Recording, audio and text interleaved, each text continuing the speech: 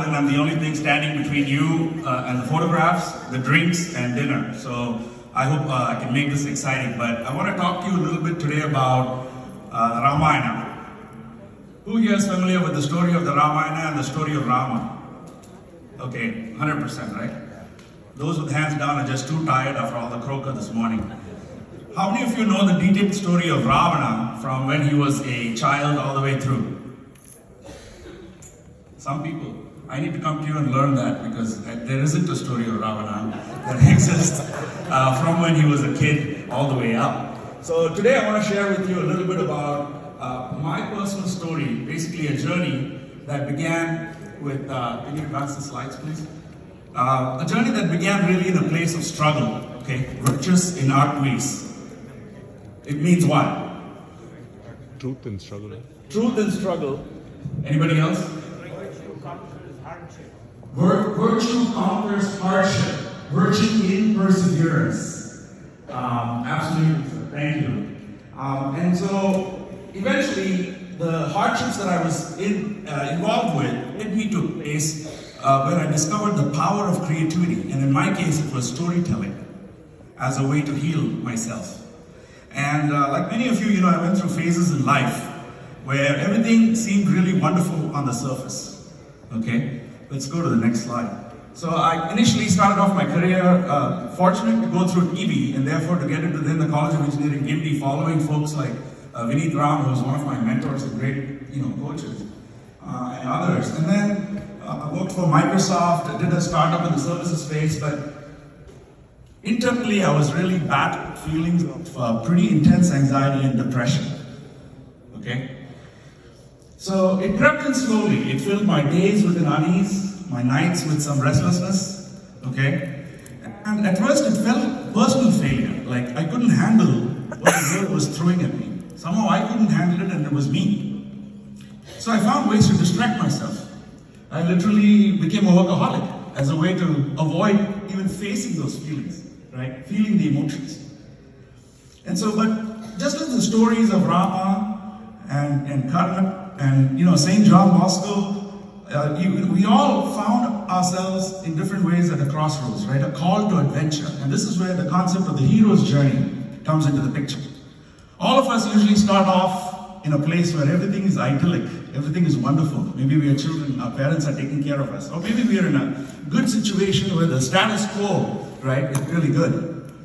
But then there's a call to adventure. There's an instigating event. Something happens in our lives. The world throws us a curveball, right? And after that, we may say, oh, I'm too afraid to tackle this. I'm too afraid to face this. And that's where I was initially. But then we meet the mentor. In my life, starting off with, my mother, my grandmother, who told me these wonderful stories from Itihasas, Puranas, Ramayana, etc., about heroes, heroines, and so on. But also ranging in school from our teachers. I'll mention again, Ranjit and Vineet, who are just amazing in terms of being role models for me in table tennis and studies. But also, I'll go into my own batch and talk about the people who were mentors and role models to me during this journey itself. People like Ram Bhatt, Jeetu, Shankar Kuttat and his wife Divya, right?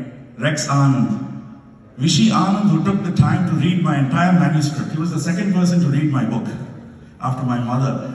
So, I know I'm leaving out a lot of people, but my Kung Fu teachers, for example, people who really supported me in my journey.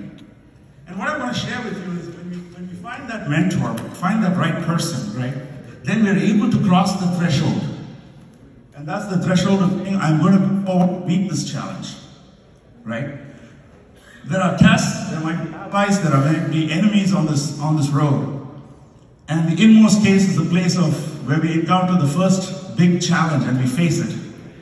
Then we go through an ordeal. That's where we transform. There is some reward. It could be the Holy Grail. It could be the elixir. It could be getting into the college of our dreams. It could be marrying, finding the right person. It could be starting a family. And the road back is coming back to the ordinary world, but we are transformed in that process. So this is what is called the hero's journey, or the heroine's journey.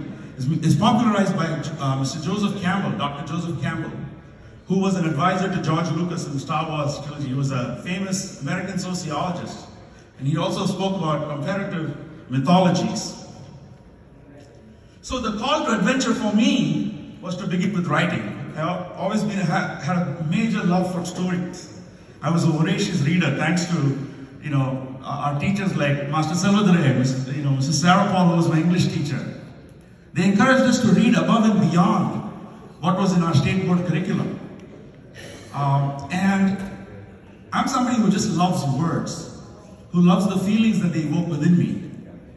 I began researching Itihasa, Ramayana and Mahabharata based on just the stories that I've heard all my life. And it gave me an amazing sense of calm and joy. I consciously made the decision to devote time to my new passion.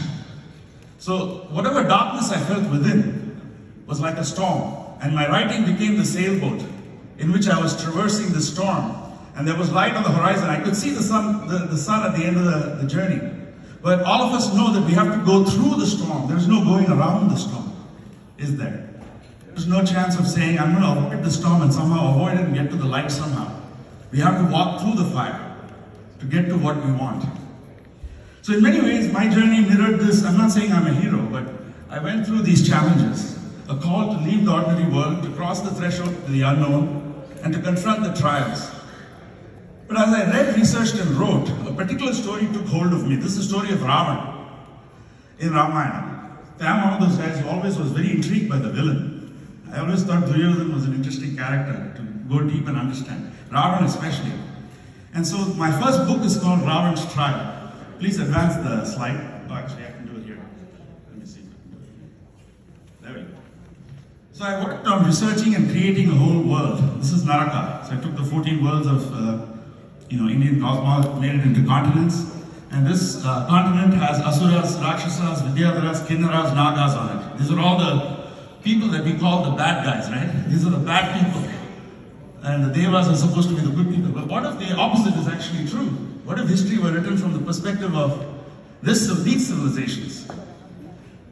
So Ravan's Trial is my first book in my series, the Naraka Cycle. And in this reimagined mythological world of Naraka, Ravan's journey into the jungle and the trials he faces became the reflection of my own journey, my own internal journey. So just like me, Ravan actually in my book starts out really burdened by the expectations of family, his kingdom. He's weighed down by the enormity of his situation, which is the bad Devas have invaded his land. So in my initial books, the Devas are the villains, and the Asuras and so on are the heroes. He feels the call to greatness, Ravan, but at the same time he's plagued by doubt, fear, and overwhelming need to prove himself. And in Ravan I saw my own struggles. He becomes a reluctant hero through battling, in the story, supernatural creatures, the jungle, overcoming his doubts. He learns to find his strength. Now it became a way for me, writing became a way for me to process my own inner demons. And it's a very powerful thing. I'll wrap up quickly here by saying, a mentor certainly can be a human being. And as I've told you, so many mentors in my life. But the art of writing itself became a mentor to me. And during that process, I called upon my own higher self, with a capital S, to come and heal the inner child. So it became a journey, yes, of self-exploration, but also calling upon the art itself to come and heal me. And so that was a powerful process for me. Now all of us are faced with my DB brothers, my teachers, my respected teachers.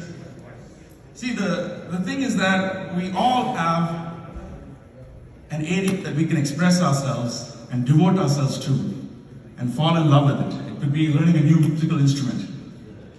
It could be starting a family for those that are at that point. It could be starting a company, right? It could be learning a new sport.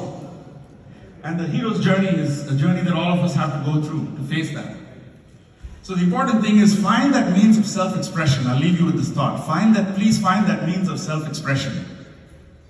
That creative space where you can really express yourself, your emotions, and transform them into something truly meaningful to you. And automatically the people around you will be impacted in a beautiful way. And so, as we reconnect today, it's been such a lovely day. I'll wrap up. I encourage each of you to embrace your own journey of passion. They say the Greek philosopher Plato started to learn a musical instrument in his 80s, right? And new research in neuroscience tells us that neuroplasticity continues well into our 90s. In other words, new neurogenesis, new neurons are formed, connections are formed. So there is no end to this process. So I just want to say, Virtus in Arduis is a slope that started to become such an important one, a motto that I had to implement in my own life to go through this journey, find myself, heal myself, and then share. So let me see if I can get to the next slide, and just in terms of giving you the good news. So in my series, That's Ravan, so it's reimagining. There's some art work. So some supernatural creatures that's Ravan, by the way. He faces various challenges in the Aranya. My first book is Ravan's Trial. The second book is Demons and Their Gods. They're both on Amazon. Please connect. Thank you again for your time. Much love to you all.